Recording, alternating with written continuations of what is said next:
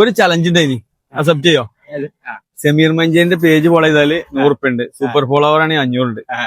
ഫോണില്ലെങ്കിൽ എടുത്ത് ഏതാണ്? ഈ ഫോണല്ലേ? ഇവിടെ എന്തൊക്കെയാണ് ചെയ്യുന്നത്?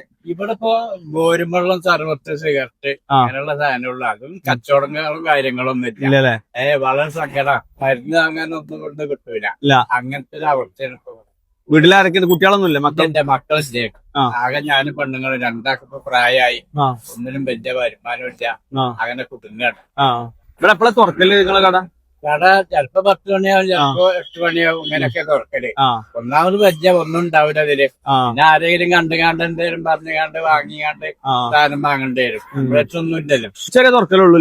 ഉച്ചവരെ ഇറക്കുള്ളൂ. പിന്നെ പെണ്ണൊക്കെ എന്തെങ്കിലും ഉണ്ടായി കൊടുക്കണ്ടേ, അതിന് പോകും ഞാൻ. അതിലും പണിയെടുക്കാൻ ഒന്നും കഴിയൂല.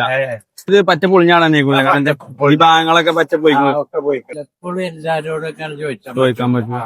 ഇവിടുന്നാണെങ്കിൽ കച്ചവടം നടക്കണില്ല. ഇന്നലെ എത്ര റുപ്യ കച്ചവടം? ഇന്നലെ ആകെ 70 കച്ചവടം. ആകെ 70 അതിന് ആൾക്കാർ വരുന്നില്ലല്ലേ? ഞാൻ ചെറുപ്പത്തിലെ ഹോട്ടൽ പണി എന്നാ പിടിക്കാൻ കഴിഞ്ഞില്ല. 81 വയസ്സായി.